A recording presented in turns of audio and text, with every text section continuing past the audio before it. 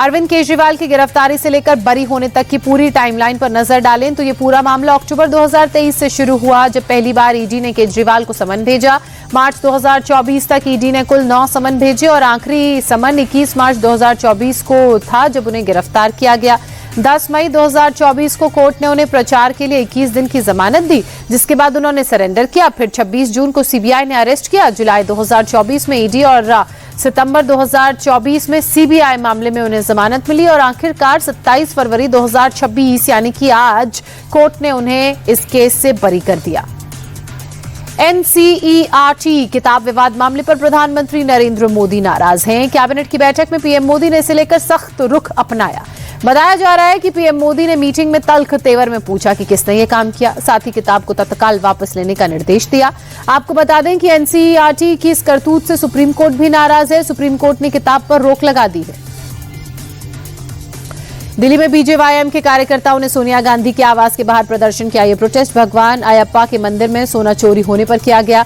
आरोप है कि चोरी के मुख्य आरोपी की तस्वीरें सोनिया गांधी के साथ दिखी, जिसके बाद बीजेवाईएम के कार्यकर्ताओं ने कांग्रेस के खिलाफ मोर्चा खोल दिया और सोनिया गांधी के आवास के बाहर बड़ा प्रदर्शन किया। दिल्ली की जवाहरलाल नेहरू यूनिवर्सिटी में एक बार फिर से बड़ा बवाल हुआ। छात्रों ने गुरुवार को जेएनयू वाइस चांसलर शांति श्री पंडित पर दलितों के अपमान और यूजीसी नियमों की आलोचना का आरोप लगाते हुए कैंपस से शिक्षा मंत्रालय तक लॉन्ग मार्च निकाला। इस दौरान पुलिस छात्रों की झड़प हो गई। इतना ही नहीं, हालात बिगड़े तो 25 पुलिसकर्मी इसमें घायल भी हो गए।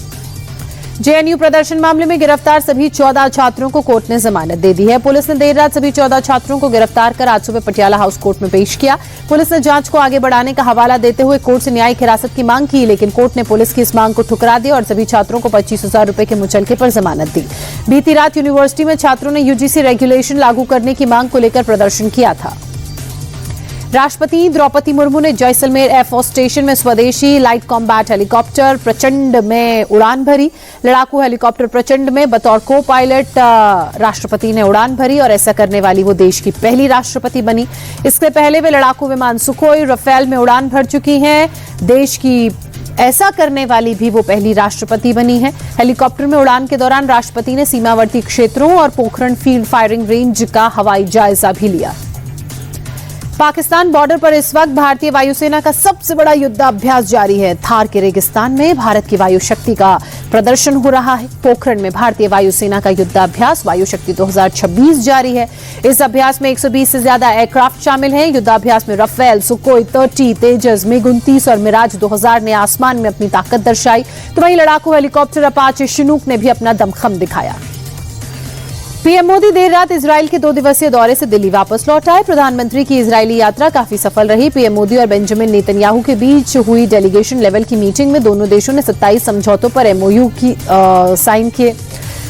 डिफेंस, शिक्षा के अलावा एआई के क्षेत्र में आपसी सहयोग को बढ़ाने पर दोनों देशों के बीच सहमति बनी। साइबर सुरक्षा के मद्देनजर भारत में साइबर सेंटर ऑफ एक्सीलेंस बनाने पर मुहर लगी। मैन्युफैक्चरिंग, यूपीआई इस्तेमाल और मत्स्य पालन को लेकर भी दोनों देशों में अहम करार हुए।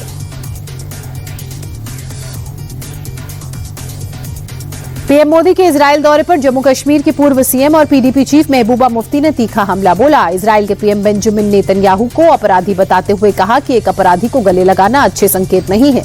महबूबा मुफ्ती ने पीएम मोदी के इजरायल दौरे को देश की पॉलिसी के खिलाफ बताया और कहा कि पूरा देश इजरायल के पीएम बेंजामिन नेतन्याहू के खिलाफ है। एआईएमआईएम नेता अकबरुद्दीन ओवैसी ने एक बार फिर भड़काऊ तकरीरें दी और एक सभा के दौरान अकबरुद्दीन ओवैसी ने कहा कि कांग्रेस और बीजेपी एक जैसे हैं। यूपी में योगी बुलडोजर चलवाते हैं, वैसे ही तेलंगाना में रेवंत रेड्डी करते हैं। जब हमारा मामला आता है तो सब एक हो जाते हैं। हर किसी ने हमको जख्म दिए हैं। इन्हें मुसलमानों और हमारी शरीयत से दुश्मनी है।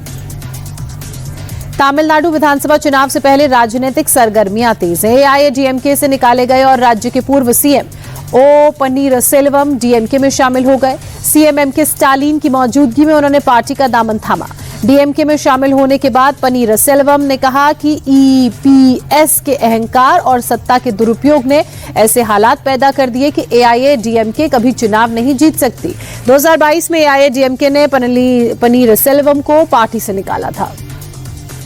बिजनौर की रहने वाली मुरादाबाद की सपा सांसद रुचि वीरा पर जमीन कब्जा करने का आरोप है। सावित्री देवी ट्रस्ट के अध्यक्ष रजनीश तोमर ने सांसद पर हथियारों के दम पर जमीन को कब्जा करके चार दीवारी कर अपने अधिग्रहण में लेने का आरोप लगाया, जबकि सांसद रुचि वीरा ने अपने ऊपर लगे तमाम आरोपों को बेबुनियाद बताते हुए सावित्री देवी ट्रस्ट पर अपनी जमीन को कब्जा करने का आरोप लगाया। विवाद बढ़ने पर मुरादाबाद के डीएम ने जमीन की पैमाइश कराने के आदेश दे दिए हैं। महाराष्ट्र के नासिक में एक लकड़ी की फैक्ट्री में भीषण आग लगने से हड़कंप मच गया। देर रात लगी इस आग ने देखते ही देखते विकराल रूप धारण कर लिया। आग की लपटें ऊंची ऊंची उठ रही थी। भीषण आग से भारी नुकसान की आशंका है। हालांकि वक्त रहते फैक्ट्री से सभी मजदूरों को सुरक्षित बाहर निकाल लिया गया, तो इस वजह से कोई जनहानि नहीं हुई। हरदोई में एक घर में अचानक तेज विस्फोट हुआ, जिससे हड़कंप मच गया। धमाका इतना तेज था कि 2 मंजिला मकान को काफी नुकसान हुआ। हादसे में 2 महिलाएं गंभीर रूप से घायल हैं, जिन्हें इलाज के लिए अस्पताल में भर्ती कराया गया है। पूरी घटना सीसीटीवी में कैद है। शुरुआती जांच के मुताबिक पटाखे के बनाने के दौरान ये धमाका हुआ। पुलिस फिलहाल मामले की जांच में जुटी है।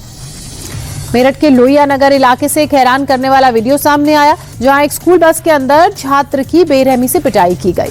आरोप है कि बस के आगे मोटरसाइकिल लगाकर रोका गया। उसके बाद 10वीं के छात्र की जमकर पिटाई की गई। पीड़ित छात्र के पिता ने इस मामले में केस दर्ज कराया है। पीड़ित छात्र स्कूल से पेपर देकर वापस लौट रहा था, तभी एक घटना घटी। पिटाई का वीडियो अब सोशल मीडिया में खूब वायरल है।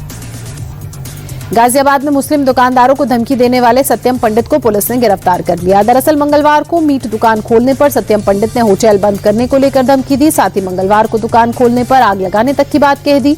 वीडियो सामने आने के बाद पुलिस कार्रवाई करते हुए आरोपी को अरेस्ट कर चुकी है। वीडियो को सत्यम पंडित ने खुद अपने फेसबुक पर पोस्ट किया था।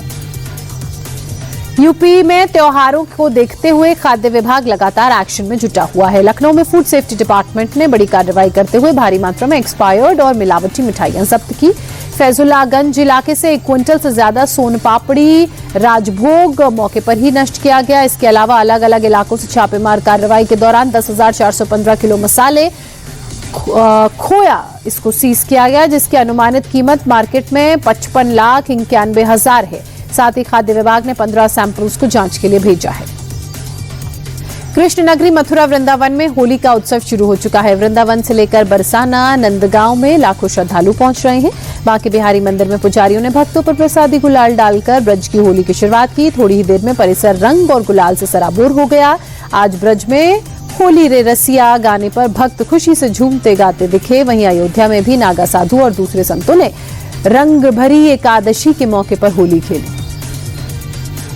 यूपी के संभल में रंग एकादशी का पर्व बड़े ही धूमधाम से मनाया जा रहा है, तो वहीं दूसरी तरफ रमजान महीने का दूसरा जुमा भी है, जिसको लेकर पूरा शहर छावनी में बदल चुका है। जामा मस्जिद के आसपास बड़ी संख्या में पुलिस फोर्स, आरआरएफ और पीएसी के जवानों की तैनाती है। इसके अलावा कंट्रोल रूम से सीसीटीवी के जरिए भी पैनी नजर रखी जा रही है, ताकि किसी भी तरह के माहौल को बिगड़ने से रोका जा सके। मस्जिदों की दीवारों को त्रिपाल से ढक दिया गया है।